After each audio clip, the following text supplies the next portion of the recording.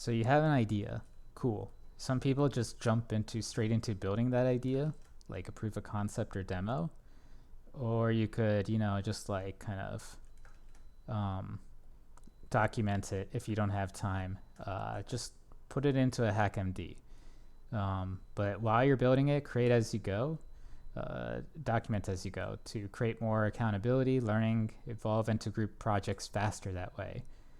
And it's kind of like adding print statements. If you think of a DAO as like this network of people, DAOs are like an operating system or structure that can help these nodes coordinate with one another. So having transparency is absolutely key to know who is doing what and establish greater trust among that community. That's why documentation is crucial. So even if you go right to proof of concept and demo, hackMD it along the way. Then later, you can share your idea with the group, which can turn into concept art with a storyboard. So you go into Figma, TLDraw, Reveal, whatever, PureRef.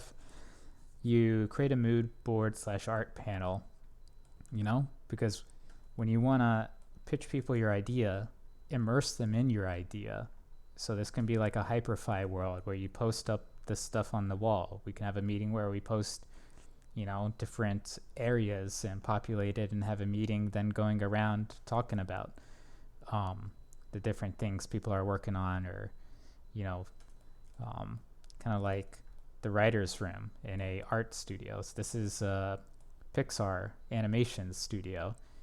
We can easily make our virtual worlds look like that and have group flow state much quicker. So get people on the same page by being in the same room, walk through the ideas, and this is good fodder for blog post content and for forming consensus, which is something that DAOs are also kind of help to people do. Like they have all sorts of tools for doing that via snapshot, voting, whatever. So if people like your idea, it gets greenlit, and that requires a proposal based, which we have a template for.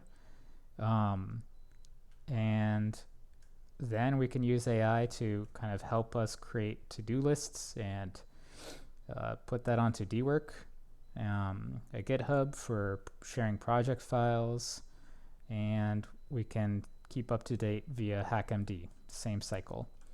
But if it's not ready yet, it can get some feedback from maybe some AIs that you first pitch to for initial feedback on your proposal, and it can give you some suggestions and further refinements on your idea.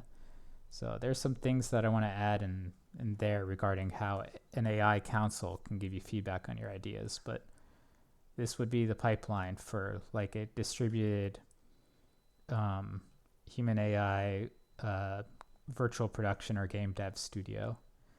If you want to make a movie, if you want to make a game, or if you want to just kind of do whatever, and you want to have access to resources or other people to help, this is the path to do it.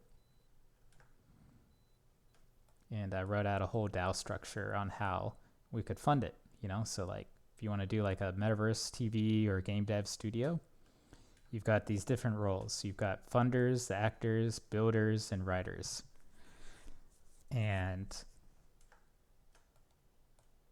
each of them, you can either earn a membership by doing some bounties. So bounties are funded through memberships, which funders can mint a party app membership, or if they want to do some kind of trade, we can do some kind of trade of NFTs, like maybe Upstreet deeds for some of NFTs or whatever. We can do a deal.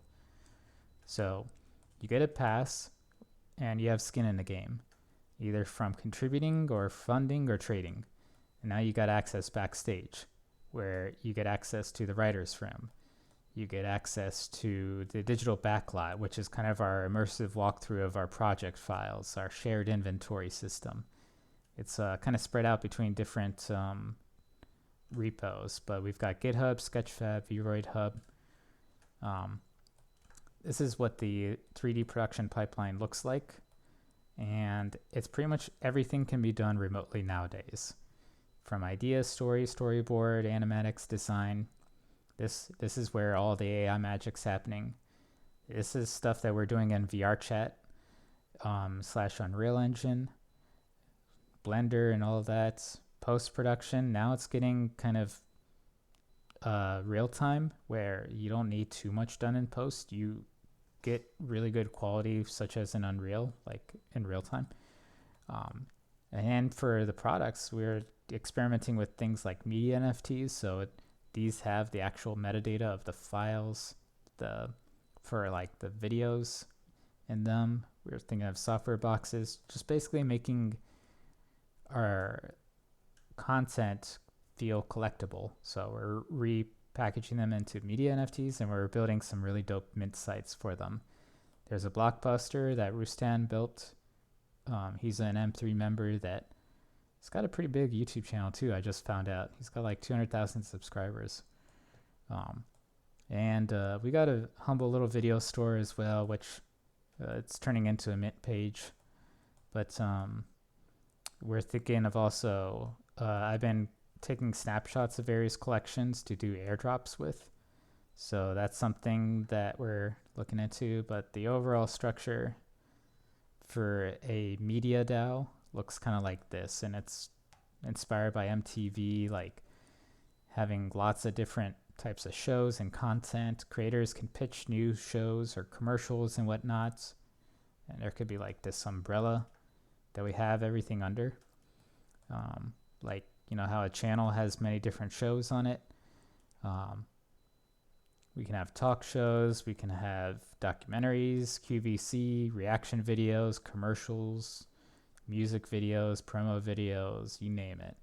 I would love to work on these projects and fund them. Like, every project needs marketing. Every project or creator needs discovery and reach.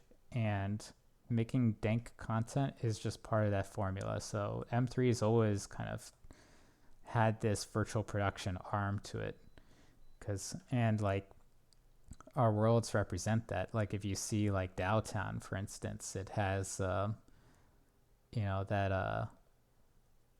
sound stages there to kind of represent, like, this helps shine a spotlight on the projects that people are working on. All right, so that's that, and I'll take 2 minutes for Q&A if anyone has any ideas or thoughts.